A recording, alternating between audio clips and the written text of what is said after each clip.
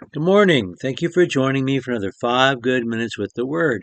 I'm Barry Bryson, and we're continuing our study of the suffering servant passage, and we're in Isaiah 41.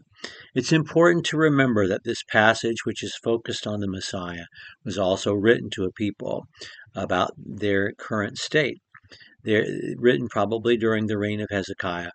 In the text, immediately before this, we have the historical account of Sennacherib's invasion, the Assyrian army coming, threatening at the gates of Jerusalem, and God delivering them in a single night. God also knows what's about to happen, unlike the idols who don't exist that he talked about last time. And he knows, although he gives them this message at a time when they are faithful, that in a generation they're going to be at their worst, and they're going to commit sins that will necessitate Babylonian captivity. But he'll still be their God, and he still will bring about his salvation. And so he's talking about deliverance today, a deliverer that's going to come from the north. Before we read the passage, I want to talk about the notion of the north. Many times in prophecy, almost always in prophecy, the invader comes from the north. The invader is a northerner.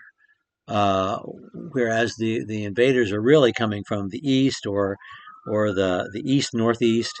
Assyria, Babylon, they're coming from that area, but they would not have crossed the desert to get there. They would have come north and then down along the coast or the near interior to the coast to invade, and so they're thought of as invading from the north. He's going to promise a deliverer today, and that deliverer is going to come from the north. The deliverer,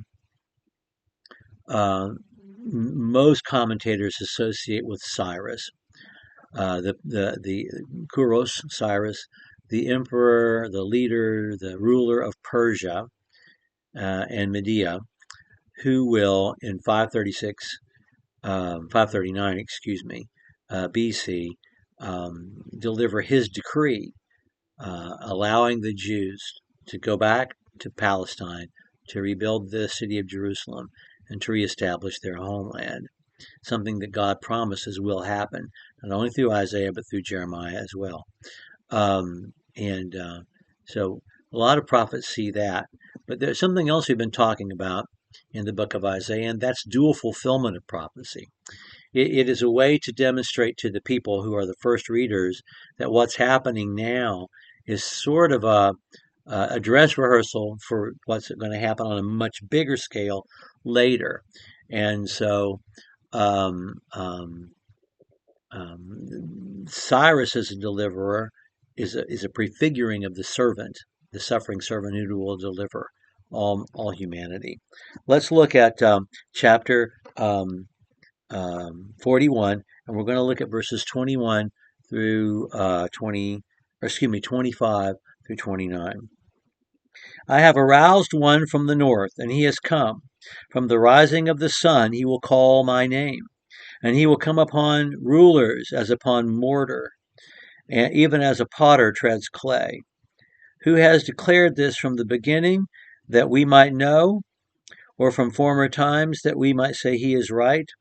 Surely there is no one who declared, surely there is no one who proclaimed, surely there is no one who heard your words. Formerly I said to Zion, behold, here they are, and to Jerusalem, I will give a messenger of good news. But when I look, there is no one, and there is no counselor among them, who, if I ask, can give an answer. Behold, all of them are false, their works are worthless, their molten images are emptiness.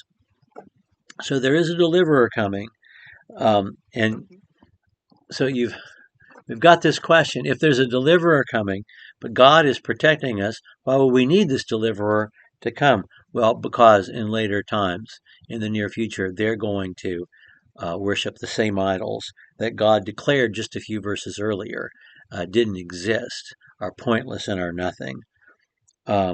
That's going to happen. There will come a time when no one's going to have the answers. No one's going to listen to God. No one will be able to give a correct answer to the essential questions.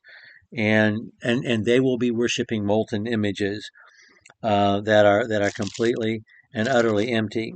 And that's why they're going to need a deliverer. And when they need a deliverer will be provided.